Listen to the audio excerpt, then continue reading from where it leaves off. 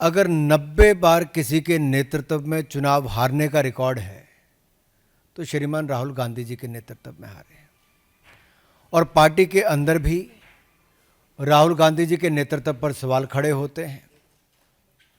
अब जब वो चुनाव हार जाते हैं तो ईवीएम पर प्रश्न चिन्ह खड़ा करते हैं, तो कभी वोटर्स पर ठीकरा फोड़ते हैं।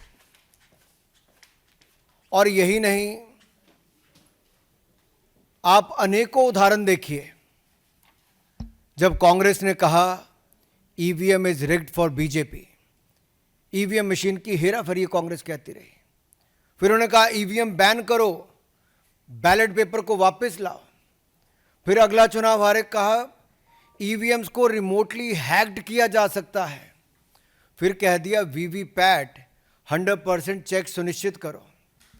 हर हार के बाद कांग्रेस ने नया बहाना ढूंढने का काम किया।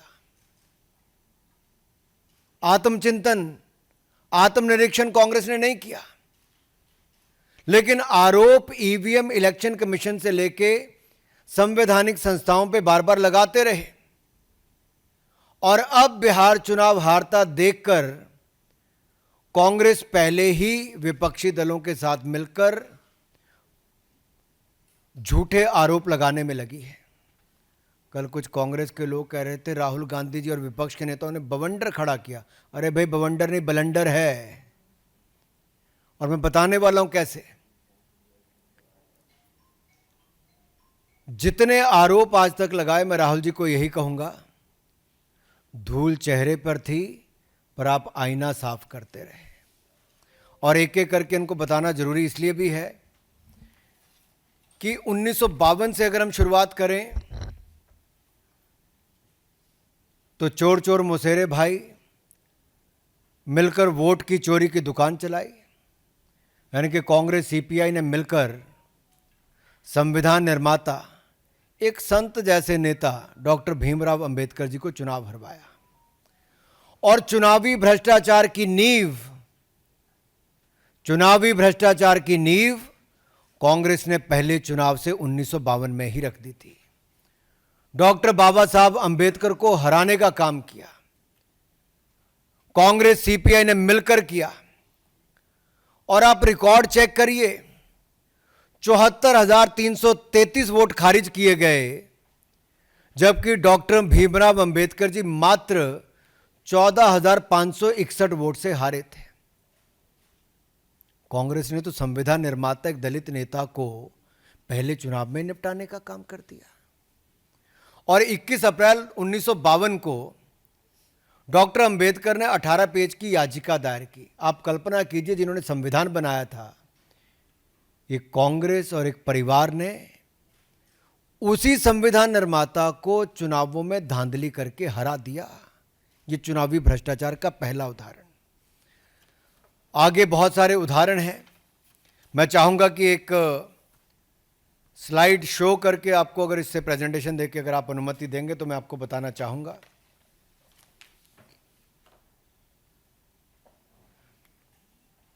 अगर आप पहली स्लाइड पर देखें तो बहुत स्पष्ट दिखता है कि 1952 में, जो मैंने अंबेडकर जी का उदाहरण दिया, 1957 में बूथ कैप्चरिंग करके कांग्रेस ने काम किया। 1967 में कांग्रेस ने जेएंडके में, जम्मू कश्मीर में पूरी तरह से, एक तरह से रिगिंग करके विरोधियों के नॉमिनेशन तक खत्म करवा के ये सब कार्य कर दिए। और सरदार पटेल पे तो आज मैं क्या कहूँ, वो तो कांग्रेस ने अंदर ही अंदर उनके साथ जो किया, नहीं तो सरदार पटेल शायद पहले प्रधानमंत्री होते। तो रिगिंग पार्टी के अंदर भी और देश के चुनाव में भी कांग्रेस की करने की आदत रही है। और जस्टिस सिन्हा ने जो इंदिरा गांधी जी को 2 अकाउंट्स पे गिल्टी किया था, वो आप देखिए इलेक्टोरल माल प्रैक्टिस के लिए किया था। और 1975 में जब ये उन्होंने कहा, तो 1971 के चुनाव में सरकार के सत्ता का दुरुपयोग सरकारी मशीनरी का, सरकारी कर्मचारियों का कैसे किया जा सकता है, ये कांग्रेस की एक बड़ी नेता ने करके दिखाया। और चुनाव उनको फिर उसके खिलाफ जजमेंट आई। देश को बाद में आपातकाल झेलना पड़ा। 1987 में नेशनल कॉन्फ्रेंस के साथ मिलकर लार्ज स्केल रिगिंग कांग्रेस ने की।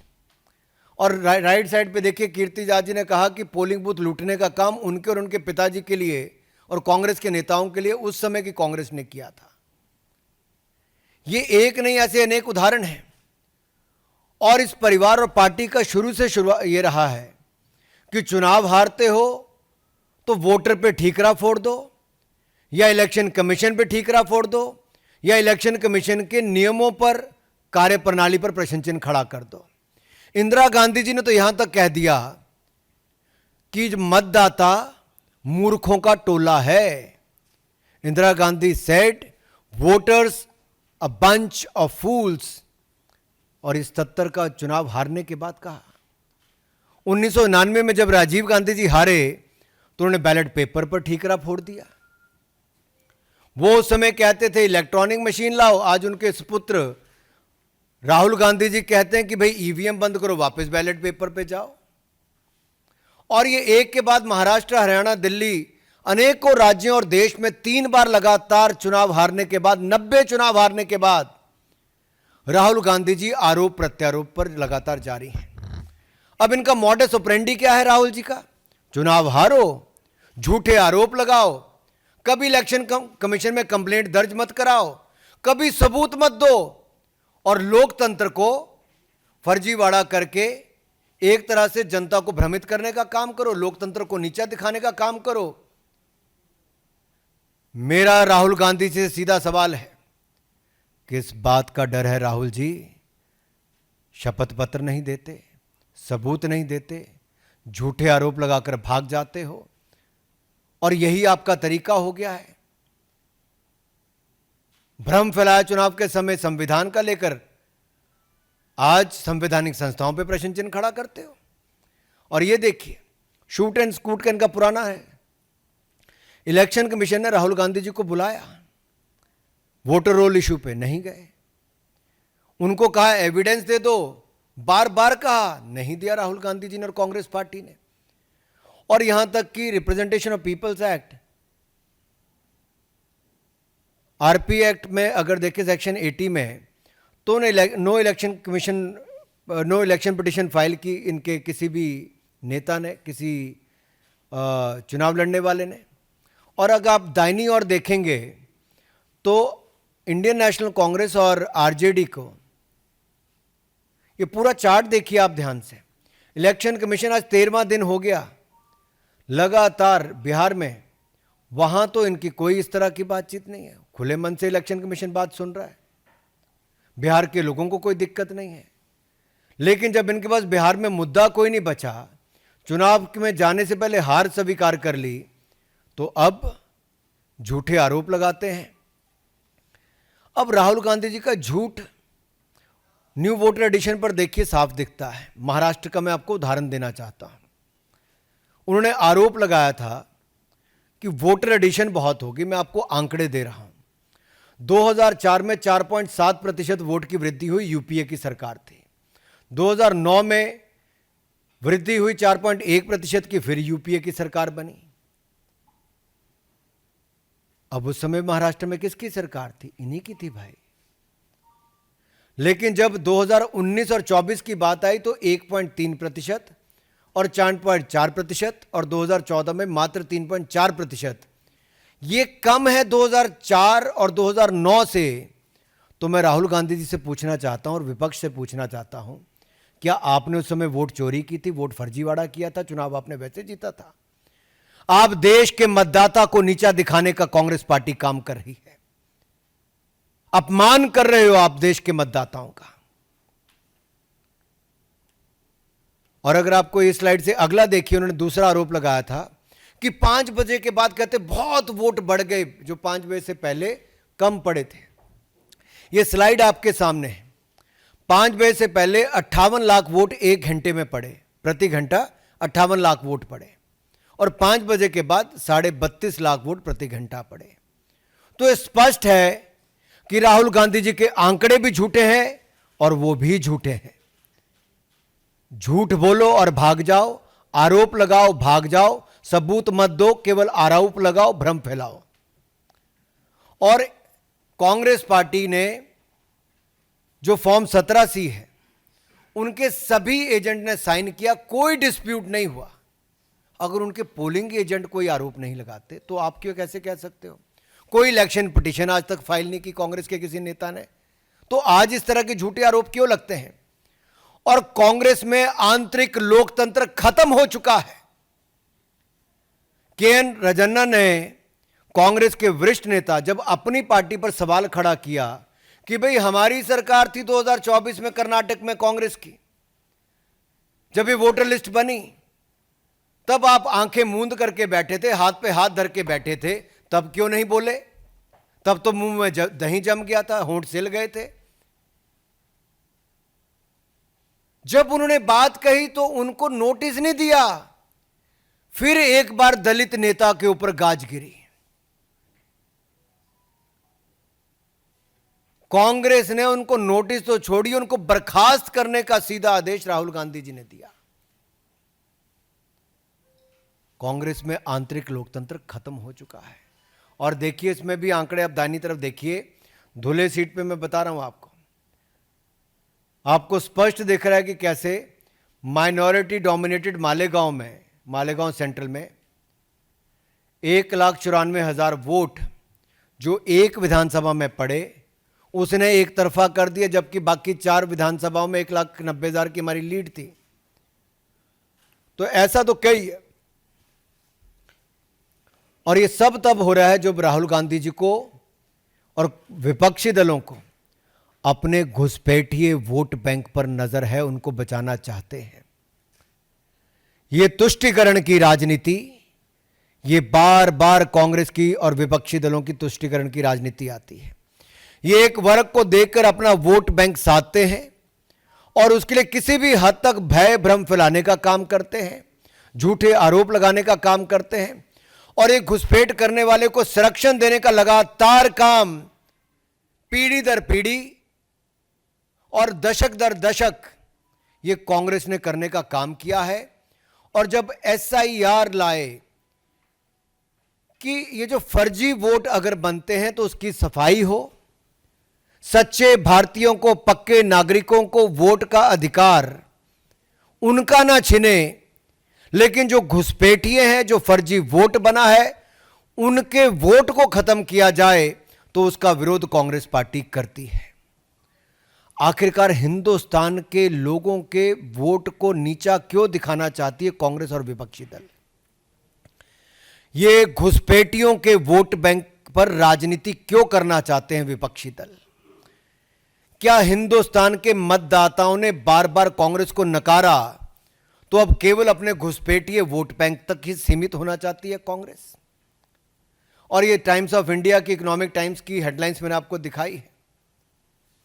अगर आप अगले में देखेंगे, मैं तो आपको 5 पैटर्न बता रहा हूं कैसे घुसपैठिए वोट बैंक पर जो डुप्लीकेट वोट हैं, फेक एड्रेस हैं, फेक रिलेटिव हैं, मैनिपुलेटेड एज कहें या गलत एज छप गया, और मास वोटर एडिशन जो है, मैं उस पर आपको एक उदाहरण देता हूं।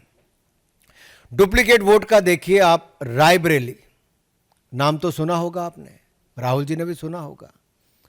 रायबरेली में मोहम्मद कैफ खान,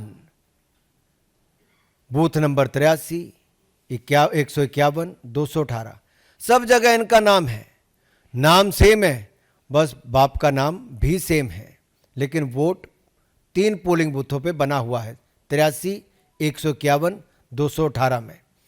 अगला देखिए fake address, 47 voter ID Diamond Harbour में। अभिषेक बनर्जी जी, डायमंड हार्बर में 47 वोटर आईडी हाउस नंबर 189 के पोलिंग बूथ 131 पर रजिस्टर हुए हैं। ये रायबरेली में हुए हैं जो 47 वोटर आईडी, और डायमंड हार्बर में मल्टीपल रिलीजन के एक ही घर नंबर 0011 पे, बूथ नंबर 103 पे, फाल्टा असेंबली में, डायमंड हार्बर जो लोकसभा है वहाँ पे रजिस्टर हुए। और नाम भी अगर आप पढ़ेंगे तो अगर रायबरेली के पढ़ूं तो मोहम्मद इस्लाम है, मोहम्मद इरफान है, मोहम्मद कासिम है, फिर साफिया मोहम्मद कासिम है, फ़करून निहा है, मोहम्मद कबीर हैं, श्रीमती फरीदा बानो है, शकील अंसारी हैं, मोहम्मद अयूब हैं, सबनम है। ये सारे नाम रायबरेली के हैं। राहुल जी को कभी ये नाम नहीं दिखे, सोनिया जी को कभी ये नाम नहीं दिखे कि 47 वोटर आईडी एक ही घर पे कैसे आए। राहुल जी, आप तो कई सालों से वहां पे वोट मांग रहे हो। अगले पे देखिए, फेक रिलेटिव की आप बात करते हैं। खुर्शीद आलम एक ही रहता है, लेकिन इनका बाप बार बार बदल जाता है। खुर्शीद आलम वहीं रहते, बाप बदल जाता है भाई वोटर लिस्ट में। अगर आप देखिए कहां पे, डायमंड हार्बर में। अभिषेक जी जाइए, कभी मिलके तो आइए और पता कीजिए क्या खुर्शीद आलम के पिताजी एक ही हैं कि अलग अलग बदल गए हैं, और इनका नाम कैसे बार बार बदल गया है। और यही नहीं, जो आप ज्यादा उम्र के वोटर्स की बात करते हैं, तो कैसे निलंबर में, वायनाड में, और वायनाड में तो मुझे भाई साहब श्रीमान राहुल गांधी जी 2 बार चुनाव लड़े, श्रीमती प्रियंका गांधी जी 1 बार चुनाव लड़ी। तो दोनों से मैं पूछता हूं, ये जो नए वोटर की एडिशन हुई है 102, 101 साल, 99 साल, ये नए वोटर है। तो आपने तो 3 बार वोट ले लिया भाई। तो क्या आपने अपने बीएलए से, अपने पोलिंग बूथ एजेंट से, या आपने वोट मांगे, आपने कभी नहीं देखा? तो कैसे हुआ ये? और आगे देखिए, मास वोटर एडिशन की बात करूं, 301/1724 में से 301 बूथ में डायमंड हार्बर में 15% वृद्धि हुई है पिछले 4 सालों में, और सारे टीएमसी ने जीते हैं। वे बल्क एडिशन है भाई। फाल्टा में 17, डायमंड हार्बर में 35, बिष्णुपुर में 92, महेशताला में 89, बाजबाज में 32। अभिषेक बनर्जी जी कहां हो आप? देखिए क्या हो रहा डायमंड हार्बर में, चेक करिए। वहां पे सरकार भी आपकी है, बीएलओ भी आपके हैं, बीएलए भी आपके हैं। तो क्या आप चुनाव इसीलिए जीत रहे हो? ये जो फर्जी वोट एडिशन के आपके अनुसार हो रही है। और जब कांग्रेस ऐसे वोट चोरी के झूठे आरोप लगाती है, तो इसके पीछे कांग्रेस का गेम प्लान नजर आता है, जो घुसपैठिया वोट बैंक। एकमात्र कांग्रेस का इसके पीछे एजेंडा है, घुसपैठिया वोट बैंक को बचाना कैसे है, एक वर्ग के वोट बैंक के लिए कैसे लड़ाई लड़नी है, राष्ट्र की सुरक्षा के साथ कैसे खिलवाड़ करना है, और सच्चे पक्के भारतीयों के वोट को नीचा कैसे दिखानी, ये राहुल गांधी जी और विपक्ष का आज का एजेंडा है। और मैं आपको आगे ये 6 चेहरे आप देख लीजिए, इनके लोकसभा के नाम देख लीजिए। वायनाड, रायबरेली, डायमंड हार्बर, कन्नौज, मैनपुरी, कोलाथुर विधानसभा, 5 लोकसभा 1 विधानसभा। अब इनमें देखिए किया क्या है। वायनाड में 93,499 डाउटफुल वोटर हैं, जिनमें से 20,438 डुप्लीकेट वोटर हैं, 17,450 फेक एड्रेस के साथ हैं, 4,246 मिक्स्ड हाउस होल्ड है, और 51,365 वोटर मास एडिशन में हुए। अब आप नाम देखिए साहब, मैमूना नाम है, बूथ नंबर 135 है, और फिर वो 115 पे भी वही है, फिर 152 में भी वही है। विधानसभा 1 है इरानाड, लेकिन पोलिंग बूथ 135, 115, 152 में मैमूना बार बार वोटर बन जाती है। लेकिन राहुल जी प्रियंका जी को पता नहीं चलता, क्योंकि उनको चुनाव जिताती हैं।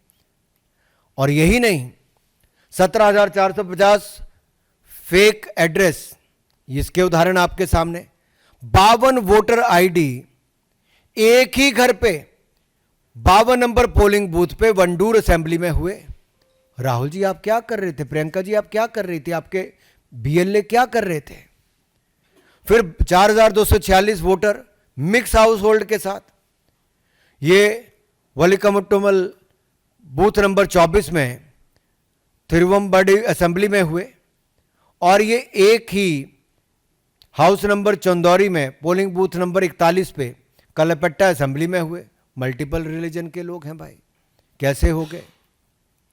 फिर लिली कुट्टी, इनका आप देखिए, उम्र है 102, कमलम्मा की उम्र है 101, पारू की उम्र है 101, और ये नए वोटर के रूप में ऐड हो गए। तो राहुल जी, प्रियंका जी, आप क्या कर रहे थे? 51,365 वोटर मास एडिशन हुई अन्नम्मा के नाम से 99 साल की उम्र में, थेरेसी अम्मा की 99 ईयर्स की उम्र में, खादीजा की 99 ईयर्स की उम्र में। तो ये कैसे हुआ? और केरला जहां बार बार आरोप लगता है इस तरह के कारनामों का, तो क्या राहुल जी, अमेठी में हार के बाद वायनाड आप इसीलिए गए थे कि वहां फर्जीवाड़ा आपके लोगों ने आपको चुनाव जिताने के लिए किया था? ये डुप्लीकेट रजिस्ट्रेशन कराने का काम क्या आपके लोगों ने किया था? और यूडीएफ एलडीएफ ने जो इस्लामिक रेडिकलाइजेशन का काम किया है और जिसको भारतीय जनता पार्टी वहां पे बार बार चुनौती देती है, और आप वहां पे फर्जी वोट क्या बनाने का काम करते हो आप लोग? प्रियंका जी, अब तो आपको गिफ्ट दिए, गिफ्ट तो नहीं मैं बोलूंगा, लेकिन राहुल जी ने सीट छोड़ी तो आपको चुनाव लड़ने का मौका वहां पे मिला। तो क्या आप वहां से इस्तीफा दोगे? जो कल से विपक्ष कहता है इस्तीफा दो, तो क्या ये इस्तीफा देंगे? क्या राहुल जी इस्तीफा देंगे? रायबरेली में 2,99,000 डाउटफुल वोटर्स, ये देखिए कैसे हैं। इसी में Mohammad Kaif Khan 83 number polling booth पे भी है, 151 पे भी है, 218 पे भी है। और आगे देखिए 71,977 ये फेक एड्रेस हैं। 47 वोटर आईडी एक ही घर हाउस नंबर 189 में 131 नंबर पोलिंग बूथ पे रायबरेली में बने हैं। 31 वोटर आईडी हाउस नंबर 86 पे बने हैं हर चांदपुर में। तो राहुल जी कैसे बन गए? जवाब दीजिए। 15,853 वोट अब ये बने हैं कहाँ पे? हाउस नंबर 7 में, फिर हाउस नंबर 4 में बने हैं, पोलिंग बूथ नंबर 292 232 में बने हैं। फिर अगला देखिए 92,747 नए वोटर्स की एडिशन हुई, मास एडिशन हुई। आप नाम सुनिए, आपको पता चल जाएगा क्या हुआ है। सैदून, नाम क्या है? सैदून 89 ईयर्स एज, अब्दुल हक 85 साल की उम्र, सद्दाम 91 साल की उम्र। तो सैदून, अब्दुल हक, सद्दाम 99, 85, 91 साल की उम्र में पहली बार के वोटर बताते हैं। मोहम्मद याकूब 92 साल, हसमतून 85 साल, ये नए वोटर आपके बन जाते हैं। अब इस तरह से फेक बर्थ सर्टिफिकेट आप लोग दिलाते हो, वोटर आप लोग बनवाते हो, फर्जीवाड़ा आप लोग करते हो।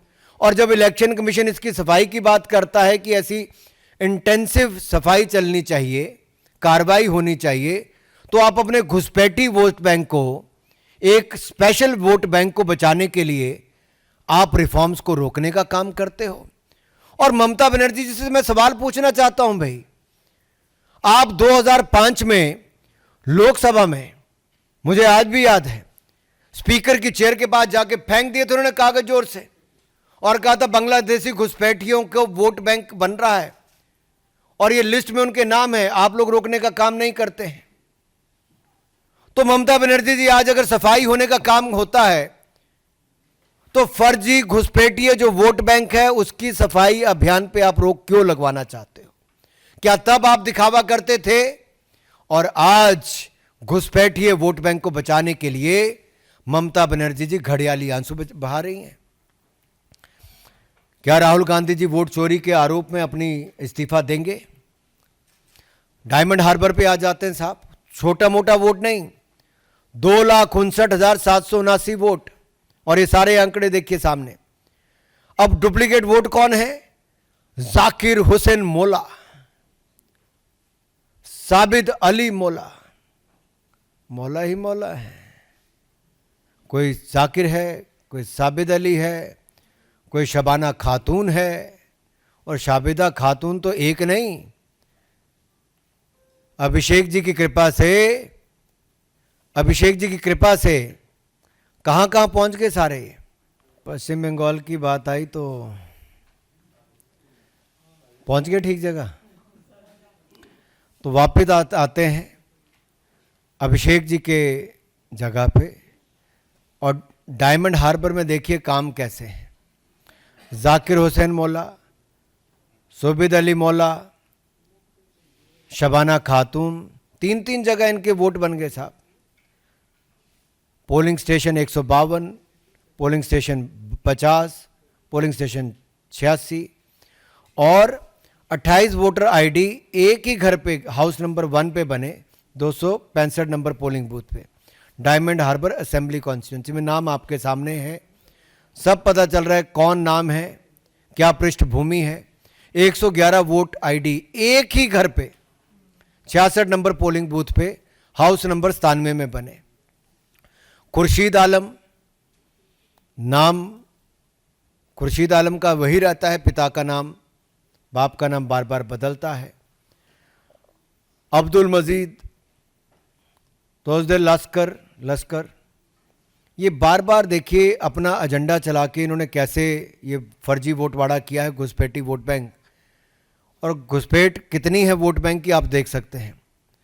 हाउस नंबर 11 में कितने वोट बने, हाउस नंबर 26 में कितने बने, ये फाल्टा विधानसभा और बिशनीपुर विधानसभा का आता है। और 225 बूथ पे फिर कितने पोलिंग वोट बने, 43,947 वोट मिक्स हाउस होल्ड में जाके बना दिए। और मास एडिशन जो हुई है, थोक में जो वोट बना है वो 56,564, सरीमन बीबी, हमीदा बीबी, सलेहा मौला, रजमन शेख, अजूफा मौला। अरे भाई, ये सारे लोगों के नाम आपके यहाँ पर आ गए।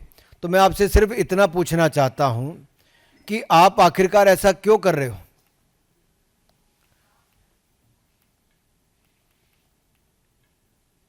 क्या अभिषेक जी ये घुसपैठी वोट बैंक के बारे में जवाब देंगे? क्या वो अपना इस्तीफा देंगे, डायमंड हार्बर से इस्तीफा देंगे? मेरा सवाल केवल उनसे इतना ही है। अब अगर मैं बात करूं अखिलेश जी की, तो अखिलेश जी के भी यहां पर काफ़ी 2,91,798 डाउटफुल वोटर हैं। कितने? अखिलेश जी के यहाँ पे 2,91,798 डाउटफुल वोटर हैं। और अखिलेश जी चुनाव कितने वोट से जीते? 1,70,922 वोटों से। अब साहब इसमें देखिए बड़ी मज़ेदार बात है कि अकील का वोट यहाँ पे नज़र आपको आ रहा है, राजू पिता का नाम मुल्ला, उनका वोट नज़र आता है। और ये एक नहीं दो जगह नज़र आता है। एक जगह अकील पिता का नाम खलील, आयु भी सेम रखते हैं, लेकिन वोट बार बार बनता है, डुप्लीकेट होके बनता है। इसी तरह से फेक एड्रेस के साथ 1,53,919 वोट बनते हैं, जिनमें से एक उदाहरण मैं आपको दे रहा हूं कि 79 वोट एक ही आईडी पे 79 वोटर आईडी बनती है हाउस नंबर 244 पे, 185 नंबर पोलिंग बूथ पे कन्नौज में। और कन्नौज आप जानते हैं किसके इलाका है। दूसरा आप देखिए हाउस नंबर 187 में पोलिंग बूथ नंबर 150 पे कितने ही वोट बन गए। और उससे अगले देखिए जबरामऊ में हाउस नंबर 7 में 484 नंबर बूथ पे कितने पोलिंग बूथ बन गए। सब फर्जीवाड़ा ऐसे किया है। फिर मास एडिशन जो हुई उसमें आपको नाम सुन के और एडिशन सुन के अपने आप पता चल जाएगा। रोज़ी बेगम 120 साल उम्र, मुफीद 107 उम्र, कहाँ पे? रसूलाबाद में, कन्नौज में। अब कल एक टी शर्ट पहन के तो आए थे, क्या इनकी टी शर्ट भी पहन के आएंगे ये लोग? क्या अखिलेश जी भी वोट चोरी के जुर्म में इस्तीफा देंगे? डिम्पल जी की भी कहानी इसी तरह की है। 2,55,914 डाउटफुल वोटर हैं, जिनमें से 2,21,639 वोट से वो जीती है। तो क्या इनको भी इस्तीफा देना है? इनके भी वोटर देखिए मास एडिशन में नाम क्या है? सबरी बेगम, हमदीन बेगम, शाह मोहम्मद, उम्र कितनी है? 78 साल, 81 साल, मोहम्मद शाहबाज, नूर मोहम्मद रहमानी, निसार बानो 79 साल उम्र, 83 साल उम्र, 84 साल उम्र। अब डिम्पल जी से मेरा सवाल ये है, क्या वो भी इस्तीफा देंगी? और कोलत्तूर में 19,476 डाउटफुल वोटर हैं स्टालिन जी के यहाँ पे, और आप देखिए 9,133 वोटर फेक एड्रेस पे कैसे बने हैं। हाउस नंबर 11 पे 30 वोटर आईडी एक ही घर पे बन गए। 84 नंबर पोलिंग बूथ पे कोलत्तूर असेंबली सेगमेंट में मोहम्मद अमीन, जफ़र अली, आरिफा, आयशी बीबी, अनवर, रईफुल्ला, रफ़ीउल्ला, ये तीन तीन नाम, रफ़ीउल्ला के तीन तीन वोटर आईडी बन गए भाई। स्टालिन जी कहाँ हो? Mister Stalin, my question to you is, how Rafiullah name appears 3 times on polling booth number 157? Is it a mistake or is it done purposefully? And similarly, such more examples are given here. अब अगर आप ये headlines को देखेंगे तो घुसपैठिए vote bank को बचाने के लिए राहुल गांधी जी एसआईआर पर प्रश्न चिन्ह खड़ा करते हैं, स्टालिन जी एसआईआर पर प्रश्न चिन्ह खड़ा करते हैं, सोनिया जी, प्रियंका जी प्रश्न चिन्ह खड़ा करते हैं, अखिलेश जी प्रश्न चिन्ह खड़ा करते हैं। लेकिन आज बड़ा प्रश्न चिन्ह अभिषेक जी हों, राहुल जी हों, प्रियंका जी हों, सोनिया जी हों, स्टालिन जी हों, अखिलेश जी हों, इन सब के लोकसभा से विधानसभा क्षेत्रों में जो वोटों का फर्जीवाड़ा और जो मल्टीपल वोट बनाए हैं, वो अपने आप में दिखता है कि इसके पीछे खेल केवल अपने घुसपैठी वोट बैंक को बचाने के लिए है। मैं आपसे इतना ही कहूँगा, महाराष्ट्र में भी मैं आपको उदाहरण मैंने दिया था। महाराष्ट्र में यूपीए के टाइम पे वोट ज़्यादा ऐड हुआ, हमारे टाइम पे कम हुआ। भांडाफोड़ जब कांग्रेस के अपने ही मंत्री ने किया तो उस दलित नेता को रंजना को इस्तीफा देने के लिए मजबूर कर दिया। फेक रिलेटिव्स का खेल अभिषेक जी के लोकसभा क्षेत्र में साफ देखने को मिला। अब तो यही लगता है विपक्ष के इस शोर को देख के कि चोर मचाए शोर। और मैं एक बात जरूर कहूँगा, वायनाड से लेकर रायबरेली से लेकर डायमंड हार्बर हो या अखिलेश जी का लोकसभा क्षेत्र हो, हर जगह ये सवाल खड़ा होता है कि इन्होंने फर्जी वोट क्यों बनने दिए, आखिरकार इन्होंने ये काम क्यों किए, क्या ये वोट की चोरी और घुसपैठियों को जो संरक्षण है इसको देखते हुए अपना इस्तीफा देंगे? तो मेरा उनसे सवाल है, अखिलेश जी, राहुल जी, प्रियंका जी, ये कब इस्तीफा देंगे? और प्रोपेगेंडा किंग तो आपको पता ही है कौन है, जो हर बार भय और भ्रम फैलाने का काम करते हैं। और प्रोपेगेंडा किंग के लिए कोई नई बात नहीं है। चुनाव से पहले वो संविधान के बारे में भ्रम फैलाते हैं, झूठ फैलाते हैं, लोगों में प्रोपेगेंडा फैलाते हैं, और चुनाव हार जाने के बाद फिर खिसक जाते हैं, विदेश यात्रा पर चले जाते हैं। और मैं राहुल जी से कहूँगा, प्रोपेगेंडा फैलाने की बजाय अपना एजेंडा बिहार चुनाव के लिए कोई तय करें, आत्मनिरीक्षण करें, आत्मचिंतन करें। और जो देश की जनता ने मोदी जी को बार बार जिताया, भारतीय जनता पार्टी को बार बार जिताया, देश की जनता को गाली देना बंद करें, देश की जनता के वोट का अपमान बंद करें। और ये जो आपका एजेंडा भारत के लोकतंत्र को कमज़ोर करने का है, भारत की संवैधानिक संस्थाओं पर प्रश्न चिन्ह खड़ा करने का है, भारत की संविधान संस्थाओं को ख़त्म करने का आपकी एक शुरुआत जो आपका एजेंडा चल रहा है, आप इस एजेंडा और प्रोपेगेंडा को ख़त्म कीजिए। आप कोई बवंडर नहीं मचा पाएंगे, आप ब्लंडर पर ब्लंडर ही करते जाएंगे। धन्यवाद।